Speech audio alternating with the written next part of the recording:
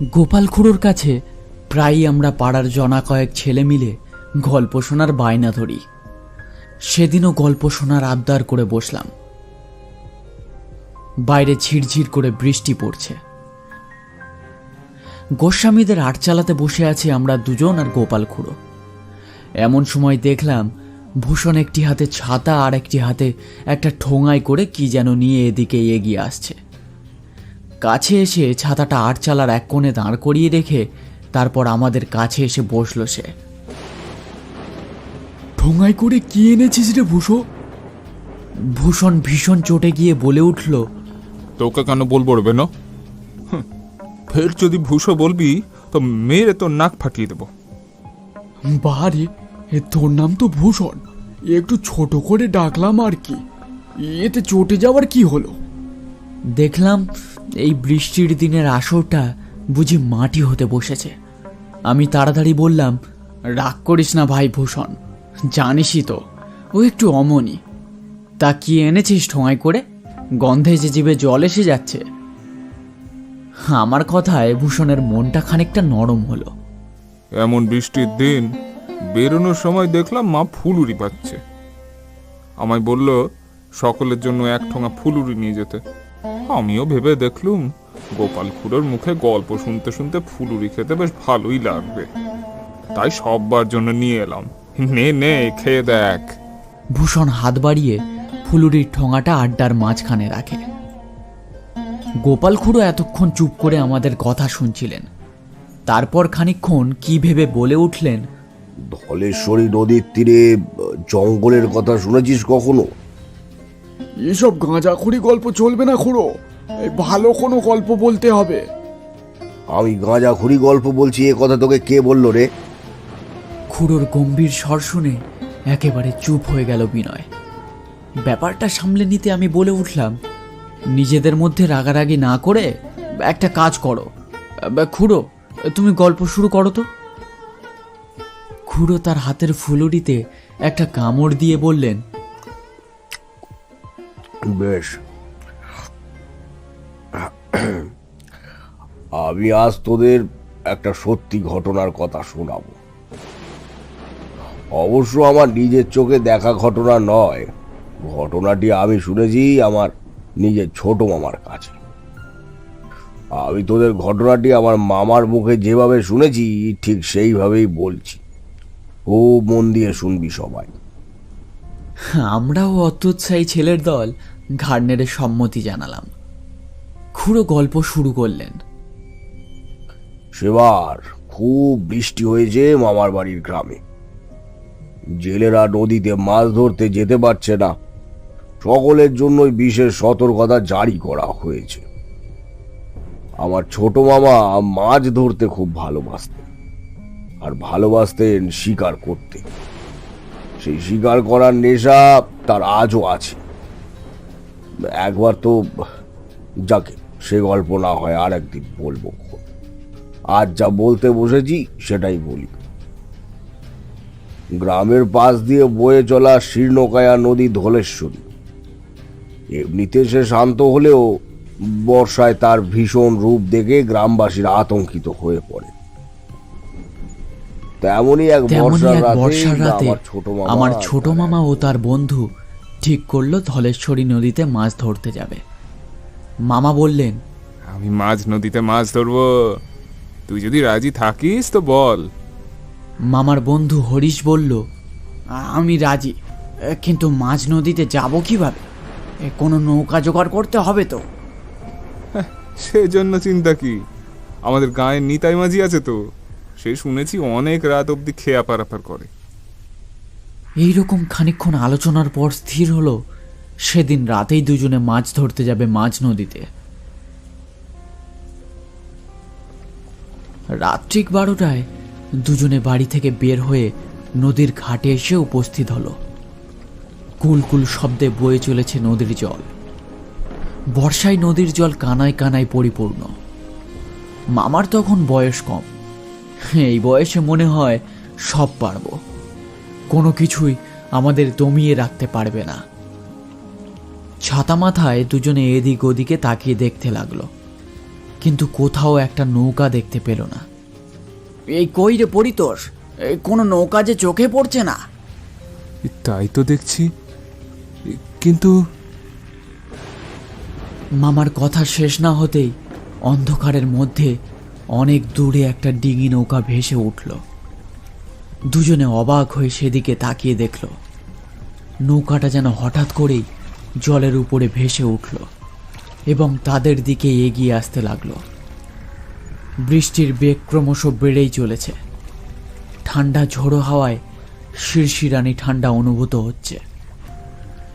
নিতাই মাঝি তার নৌকা থামিয়ে ফ্যাঁস ফ্যাঁসে গলায় বলে উঠল, বাবুরা, এই ঝড় বৃষ্টির রাতে কোথায় চললে গো?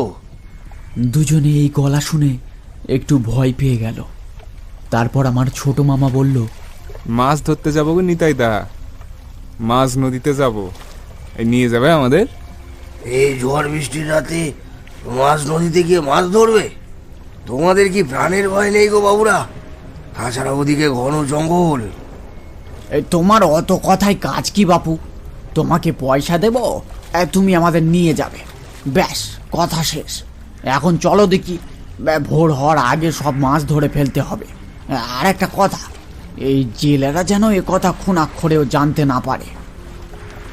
নিতাই মাঝি কোনো কথা বলল না। হরিশ আর আমার ছোট মামা দুজনেই উঠে বসলো নিতাই মাঝির ছোট ডিঙি নৌকায়। আকাশ কালো মেঘে ঢাকা, তাই ঘন অন্ধকারে তারা যে কোন দিকে চলেছে তা ঠাউর করতে পারল না। একটানা বৃষ্টি হয়েই চলেছে। নিতাই মাঝি এক মনে নৌকার দাঁড় বেয়ে চলেছে। ওরা দুজনে গা ঘেঁষাঘেঁষি করে বসে আছে নৌকার পাটাতনের উপরে।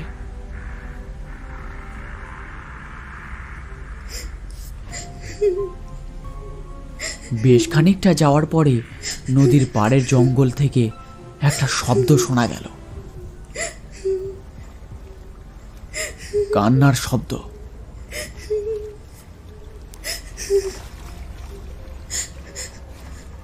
হরিশ অবাক হয়ে বলে ওঠে, এই কে কাঁদে? এই ঝড় বৃষ্টির রাতে ঘন অন্ধকারে জঙ্গলের মধ্যে আবার কাঁদবে কে? তুই ভুল শুনেছিস। কিন্তু কিছুক্ষণের মধ্যেই আবারও শোনা গেল একটি মেয়ে যেন ফুঁপিয়ে ফুঁপিয়ে কেঁদে চলেছে। তার কান্নার আওয়াজ ছড়িয়ে পড়েছে নদীর বিস্তীর্ণ এলাকায়। হরিশ নিতাই মাঝিকে উদ্দেশ্য করে বলে ওঠে, এ কে অমন করে কাঁদছে তুমি জানো? ও কিছু না, তোমরা চুপ করে বসে থাকো, আর একটু পরেই আমরা মাছ নদীতে গিয়ে পড়বো। কিন্তু চুপ করে বসে থাকো বললেই কি আর বসা যায়? মেয়েটি একটানা কেঁদেই চলেছে। নিতাইদা নৌকা বাঁধো, ওখানে কি হয়েছে আমরা দেখতে যাব। ও ভুলটি করো না গো বাবুরা। এবার দুজনে বেশ অবাক হলো।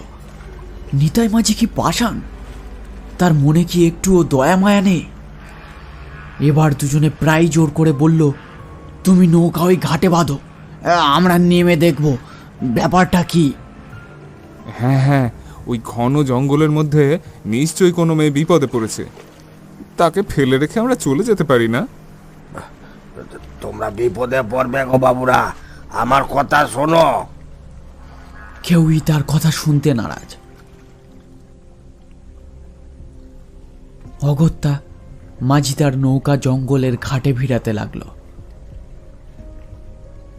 কোনো বিপদ হলে আমি জানি না বাবুরা। কিরকম বিপদ? সে আপনারা বুঝবেন না। আপনাদের এতবার করে বারণ করার পরেও আপনারা যখন আমার কথা শুনলেন না, তখন আর আমি কি বলবো বলুন? আমার ভাড়া মিটিয়ে দিন, আমি চলে যাই। হরিশ একটা আধুলি বের করে নৌকার পাটাতনের উপর রেখে দেয়। তারপর রাগের মাথায় বলে ওঠে, টাকাটা নিয়ে নদীর জলে ডুবে মরো, বুঝেছো? স্বার্থপর লোক একটা। ব্যাপারটা আমার ছোট মামার খারাপ লাগলেও তিনি কিছু বললেন না। দুজনে নৌকা থেকে নেমে গেল। নিতাই মাঝি তার নৌকা ঘুরিয়ে নিয়ে চলে যেতে লাগলো।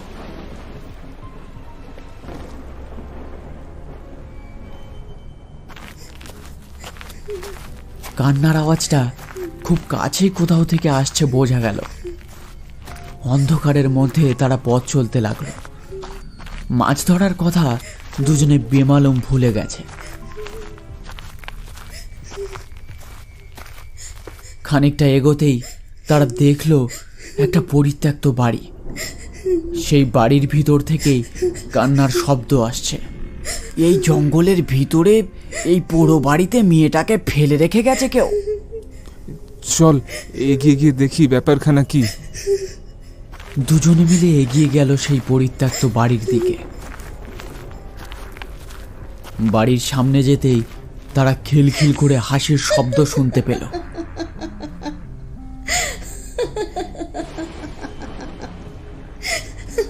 এবার সেই হাসির শব্দ শুনে তাদের বুকের রক্ত হিম হয়ে গেল।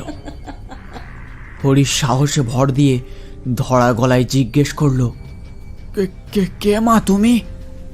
এমন ছলনা করছো কেন? ভিতরে আয়, তোরা দুজনে ভিতরে আয়। দুজনে ভয়ে কাঁপতে কাঁপতে সেই পোড়ো বাড়ির ভিতরে গিয়ে ঢুকলো। বাড়ির খোলা দরজা দিয়ে হু হু করে ঠান্ডা বাতাস ঢুকছে। তারা শুনতে পেল নূপুরের শব্দ।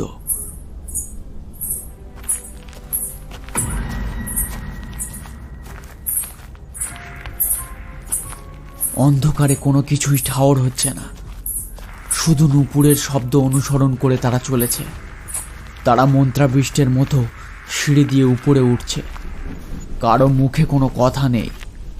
সামনে কোনো অদৃশ্য শক্তি যেন তাদের টেনে নিয়ে যাচ্ছে। তারা সেই পোড়ো বাড়িটার ছাদে দাঁড়িয়ে গিয়ে পৌঁছলো।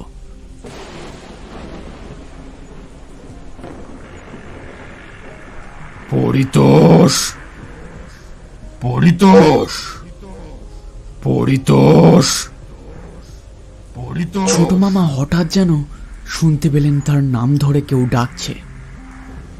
সম্বিত ফিরে পেতেই মামা দেখলেন সেই বাড়িটার ছাদের উঁচু পাঁচিলের উপরে দাঁড়িয়ে রয়েছে তারা। মামার চোখের সামনেই ছাদ থেকে জঙ্গলের মধ্যে ছাপ দিল হরিশ। ভয়ের চোটে মামার মুখ থেকে কোনো কথা বের হয় না। এক ছুটে দূরদার করে সিঁড়ি দিয়ে নেমে এলো মামা।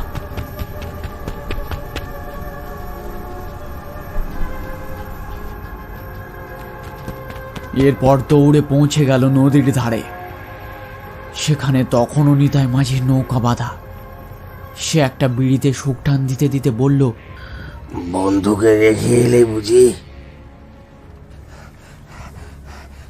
তুমি সব জানতে নিতাই দা, তাহলে তাহলে তখন কেন বলনি?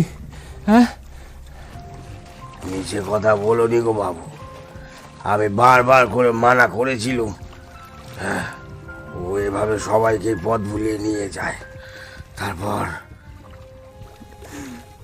তোমার কথা শুনলে আমি হরিশকে হারাতাম না। হরিশ রে। তারা দুজনে ছোটবেলার বন্ধু। আজ শুধুমাত্র তাদের হঠকারিতার জন্য এমনটা হলো। তোমাদের তখনই বারণ করেছিলুম, কিন্তু তোমরা আমার কোনো কথাই শুনলে না। নিজেদের বিপদ নিজেরাই ডেকে আনলে গো বাবু।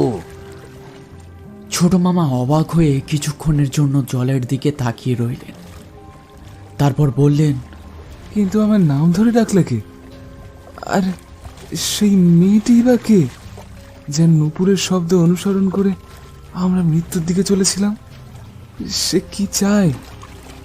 মেয়েটির নাম রুক্মিণী, ওই বাড়ির একমাত্র কন্যা। ওর বাবা ছিল একজন মাঝি। মেয়েটির বয়স যখন মাত্র 10 বছরের, তখন তার সম্বন্ধ করে বিয়ে ঠিক হয়। মাঝি হলেও নিজের সামর্থ্য অনুযায়ী তার বাবা অনেক ধুমধাম করে মেয়ের বিয়ে দিয়েছিলেন। কিন্তু মেয়েটির কপালে বোধহয় অন্য কিছুই লেখা ছিল। তার স্বামী ছিল পাগল। বিয়ের দিন রাত্রে সে কথা জানতে পারে রুক্মিণী। বাবা মায়ের একমাত্র সন্তান সে। তার এমন করুণ পরিণতির কথা জানতে পারলে তার বাবা মা খুব কষ্ট পাবে, সেই ভেবে সে চুপ করে যায়। কিন্তু কিন্তু তার পাগল স্বামী সে কোনো কিছু না বুঝেই মেয়েটির উপর অত্যাচার করতে শুরু করে সেই রাতেই। আর এই করতে গিয়েই হঠাৎ করে মেয়েটির হাতে মারা পড়ে তার স্বামী। রাগে দুঃখে অসহায় হয়ে রুক্মিণী বাড়ির ছাদ থেকে ঝাঁপ দেয়। তখন এমন জঙ্গল ছিল না, কিন্তু মেয়ে জামাইয়ের এমন করুণ পরিণতির পর তার বাবা মা আর এই বাড়িতে থাকতে চান না। তারা এই বাড়ি ছেড়ে অন্য কোথাও চলে যায়। তারপর ধীরে ধীরে এখানে গজিয়ে ওঠে এই ঘন জঙ্গল।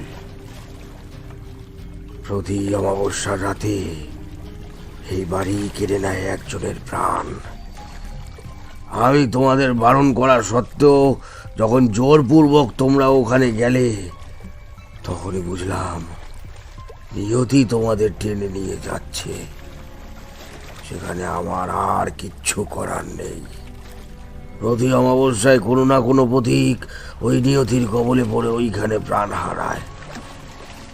আমি চলে যেতে চাইলেও আমার ভেতর থেকে কে যেন বলে উঠল, তোমাদের বিপদে এইভাবে ফেলে চলে যাওয়া যায় না। আমাকে সকলেই তাহলে ভীরু কাপুরুষ বলবে। তাই আবার ফিরে এলাম জঙ্গলের ঘাটে।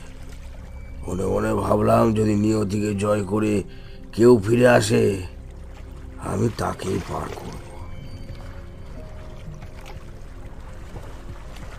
এইসব আলোচনা করতে করতেই নৌকা ঘাটে এসে লাগলো।